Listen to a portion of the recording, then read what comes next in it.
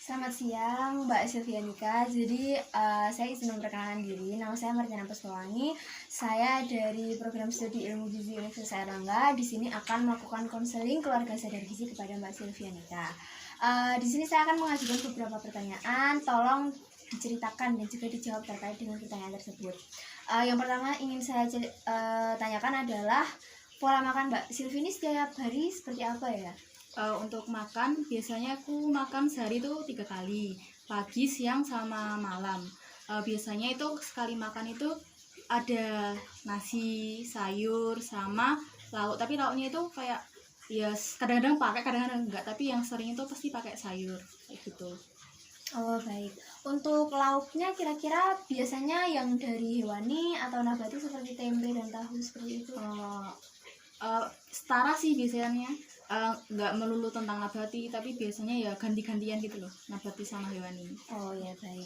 Lalu kira-kira jenis makanan apa yang biasanya dikonsumsi? Maksudnya tadi kan katanya antara nabati sama hewani kan selang-seling seperti Iya. itu ya. Tapi yang paling disukai mungkin sama Mbak Silvianika yang mana?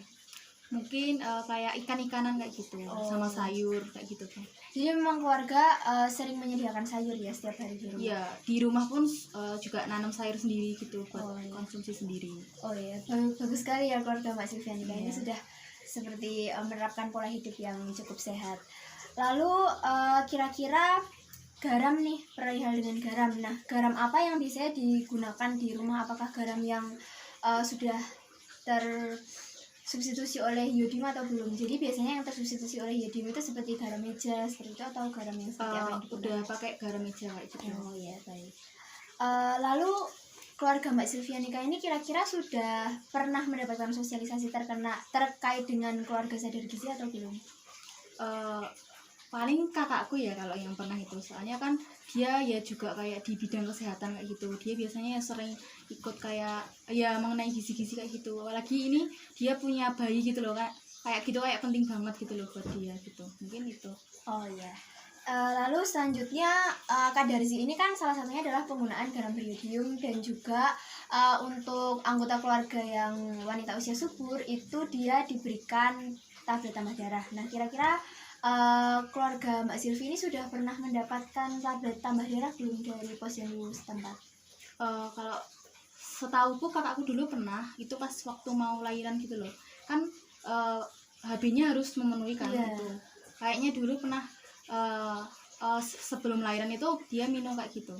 Oh baik, lalu kakak Mbak Silvi ini atau Mbak Silvi sendiri mungkin tahu tidak kalau tablet tambah darah itu rasanya sedikit amis seperti itu? Atau Kalau ada? aku sendiri nggak tahu ya, tapi kalau kakakku ya mungkin dia tahu, soalnya kan dia pernah mengonsumsi juga. Kalau aku sendiri belum pernah sih. Ya baik. Lalu Mbak Silvi ini kondisi tubuhnya seperti apa ya, bisa diceritakan? Mungkin kayak sering lemas atau seperti apa atau biasa aja? Kalau dulu pas waktu masih kayak belum ada corona ya kan, sering banyak kegiatan itu maksudnya masih ya kerasa enak sih. Tapi kalau pas corona ini kayak kan jarang kegiatan di luar, cuma di depan laptop terus gitu, mungkin banyak lelahnya sih, kayak mata misal gitu kan di depan layar terus gitu, mungkin kayak gitu.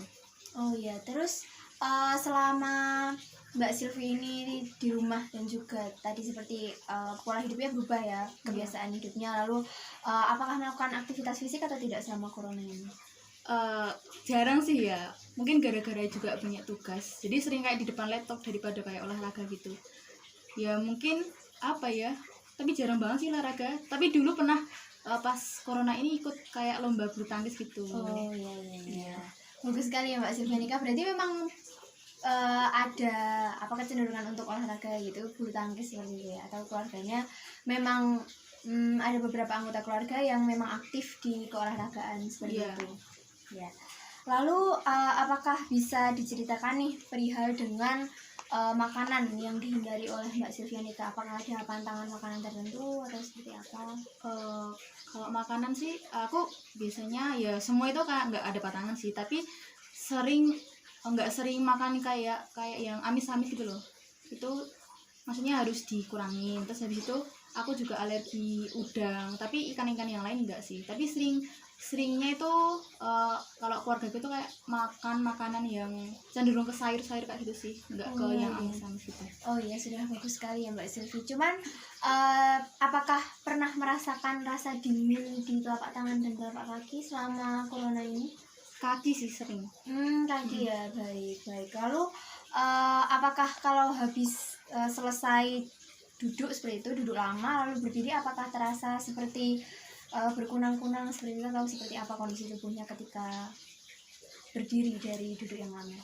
Kalau kunang-kunang itu enggak ya, tapi cuma pegel, itu paling pegel sih. Iya. Ya sudah ya. Berarti baik sekali ya.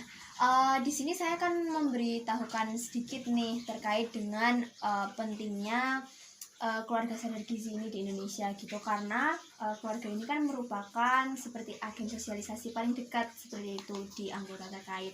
Nah, karena Mbak Silvianika ini merupakan wanita usia subur, saya ingin bertanya lebih lanjut lagi terkait dengan siklus menstruasi, apakah teratur atau tidak Mbak Silvi? Enggak sih, kayak sering maju seminggu gitu loh. Oh baik, tapi masih dalam batas yang wajar ya. Iya. Jadi selama dalam jangka waktu 30 hari pasti mens gitu. Iya. Jadi tidak ada kondisi ketika tidak menstruasi sama sekali selama berbulan-bulan seperti itu. Enggak, belum pernah. Oh iya baik. Lalu jika menstruasi itu terasa sakit tidak? Enggak, tapi pernah sekali 2 kali, tapi enggak sering gitu loh. Iya. Jarang baik. banget gitu. Jadi dalam 7 hari siklus mens misalnya, kira-kira ada hari-hari tertentu tidak yang merasakan sakit seperti itu? Paling pas hari pertama, tapi sakitnya itu masih bisa ditahan gitu loh, enggak yang sakit banget kayak gitu. Oke, lalu biasanya kondisinya Mbak Silvi ini selama menstruasi seperti apa? Apakah moodnya berubah, atau pola makannya berubah, atau mungkin kondisi tubuhnya misal kayak pusing segala macam ketika menstruasi? Paling moodnya ya kayaknya, paling moodnya yang berubah gitu, kayak jadi sebel gitu lihat Pemarah, oh siapa ya. gitu. Oh ya, baik, tidak apa-apa. Nah, apakah Mbak Silvi ini tahu mengenai anemia? Iya tahu, Iya. kekurangan darah. Oh ya. Jadi apakah Mbak Silvi ini juga tahu kalau misal anemia itu bisa dicegah dengan tablet tambah darah? Iya tahu. Oh ya, baik. Jadi kakaknya memang bekerja di bidang kesehatan ya. Dan Iya. apakah kakaknya juga pernah memberitahu Mbak Silvi terkait dengan tablet tambah darah seperti itu? Paling cerita sih kalau dia itu kayak konsumsi tablet ini buat nambah HB-nya dia gitu. Oh ya. Lalu apakah Mbak Silvi ini pernah mengalami proses ketika tidak mau makan sama sekali gitu ketika sakit? Pernah sih kalau kayak nggak mau makan sama sekali, tapi biasanya bukan pas sakit, kayak banyak pikiran gitu loh. Biasanya Iya, gitu sih. waktu stres ya. Iya. Jadi selama stres itu kira-kira terdapat penurunan berat badan nggak? Apakah Mbak Silvi Iya. ini? Oh iya ya, baik. Jadi di keluarga memang tersedia timbangan ya untuk mengukur berat badan secara teratur. Iya ada. Oh iya, baik. Lalu untuk aktivitas fisik tadi sudah dijelaskan ya kalau selama corona ini memang Jarang. berkurang dibandingkan dengan waktu punya aktivitas dulu gitu. Iya. Nah, apakah ketika tidak melakukan punya aktivitas fisik kondisi tubuhnya jadi berubah, jadi lebih mudah pegel atau lebih mudah letih seperti itu? Jadi kayak kurang bersemangat gitu sih. Oh iya iya iya, baik. Jadi saya masuk ke sesi konseling ya Mbak Silvi. Iya. Jadi tablet tambah darah itu sangat penting untuk remaja putri seperti Mbak Silvi, karena tablet tambah darah ini memastikan bahwa Mbak Silvi itu ketika nanti hamil misalnya atau program kehamilan itu Mbak Silvi mempunyai cukup cadangan zat gizi gitu, sehingga bayi Mbak Silvi tidak berat lahirnya tidak rendah. Apakah Mbak Silvi ini sudah pernah dengar juga terkait dengan BBLR? Belum pernah. Iya, jadi BBLR itu kondisi ketika berat bayi lahir itu rendah, jadi kurang dari 2,5 kilo. Nah, biasanya kalau sudah kurang dari 2,5 kilo itu nanti bayinya kedepannya itu tidak bagus gitu, terdapat retardasi pertumbuhan otak, lalu stunting, dan juga perkembangan kognitifnya tidak maksimal seperti itu. Nah, kalau bisa, karena ini memang belum ada sosialisasi apapun tentang TTD ya dari resmi dari puskesmas. Iya. Belum ada sama sekali ya? Belum sih, belum Oh pernah ya, dengar.